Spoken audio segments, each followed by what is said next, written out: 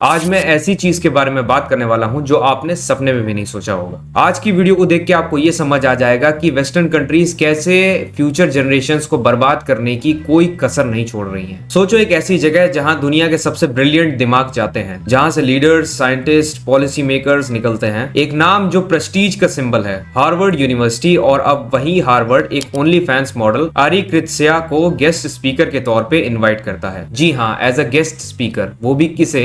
एक only fans creator को। आखिर हम किस टाइम में जी रहे हैं भाई? जिस यूनिवर्सिटी में Mark Zuckerberg, Barack Obama, Bill Gates जैसे लोग एज अ गेस्ट स्पीकर आते थे, उस यूनिवर्सिटी के ऐसे दिन आ गए कि उन्हें एक ओनली फैंस क्रिएटर को एज अ गेस्ट स्पीकर बुलाना पड़ रहा है। और सबसे फनी बात जानते हो पता है क्या है? खुद कृत्स्या को भी यकीन नहीं हुआ जब हार्वर्ड ने उन्हें बुलाया। आज के डिजिटल एरा में कंटेंट क्रिएशन एक रियल करियर बन चुका है। इन्फ्लुएंसर्स, क्रिएटर्स, सब्सक्रिप्शन प्लेटफॉर्म सब क्रिएटर इकोनॉमी का हिस्सा है। इसमें कोई डाउट नहीं है कि कुछ लोगों ने स्मार्टली प्लेटफॉर्म्स का यूज करके पैसा और पॉपुलैरिटी दोनों कमाई है। लेकिन हार्वर्ड जैसे इंस्टीट्यूशन में गेस्ट स्पीकर बनना सिर्फ पॉपुलैरिटी का गेम नहीं होता, ये बहुत बड़ी रिस्पॉन्सिबिलिटी का रोल होता है। गेस्ट स्पीकर का मतलब ये होता है कि आप कुछ ऐसा वैल्यू ऐड करते हो जो स्टूडेंट्स के लॉन्ग टर्म ग्रोथ में हेल्प करे। आपका एक्सपीरियंस, आपकी जर्नी, आपके आइडियाज स्टूडेंट्स को इंस्पायर करें। एक ओनली फैंस मॉडल क्या वैल्यू ऐड करेगी? क्या वो ये बताएंगी कि कैसे लड़कियां यंग एज में अपनी बॉडी को सेक्रीफाइस करके पैसा कमा सकती हैं? क्या वो ये बताएंगी कि कैसे आप एक ऐसा करियर अपना सकते हो जो आगे चल के आपको डिप्रेस्ड बना देगा और कई केसेस में खुद से खुद की जान लेना? मेरा सवाल आरी कृत्स्या से नहीं है,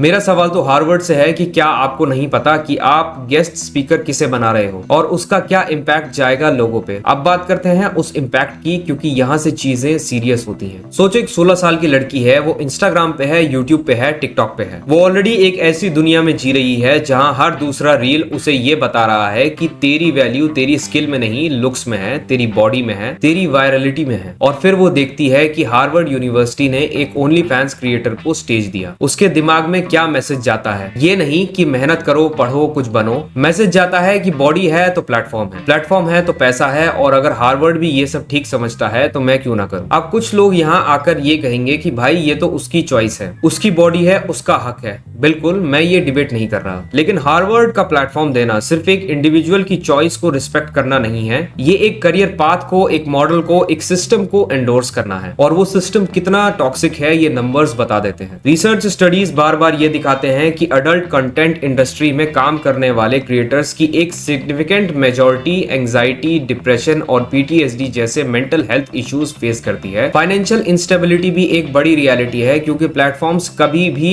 पॉलिसीज को चेंज कर सकते हैं, अकाउंट बैन हो सकते हैं, और एक बार कंटेंट इंटरनेट पे जो है वो हमेशा के लिए है। आपकी डिग्निटी, आपकी आइडेंटिटी, आपकी प्राइवेसी, सब कुछ परमानेंटली कॉम्प्रोमाइज हो जाती है। और एज बढ़ने के साथ जब ये करियर खत्म होता है तो सोचो, फिर ना आपके पास स्टेबल सोर्स ऑफ इनकम बचा, ना इज्जत बची, और ना ही सेल्फ कॉन्फिडेंस। एक ऐसी जनरेशन जो ऑलरेडी सोशल मीडिया के प्रेशर में मेंटली स्ट्रगल कर रही है, उसके सामने हार्वर्ड एक ऐसी लड़की को बिठा रहा है एज अ गेस्ट स्पीकर जो इस इंडस्ट्री के सबसे डार्केस्ट प्लेटफॉर्म पे काम कर रही है। पहले प्रोस्टिट्यूशन एक मजबूरी होती थी, पैसों की किल्लत, लड़कियों की ट्रैफिकिंग वगैरह की वजह से लड़कियां इस प्रोस्टिट्यूशन जैसे हेल के अंदर जाती थी। मगर जब से डिजिटल एरा की शुरुआत हुई है,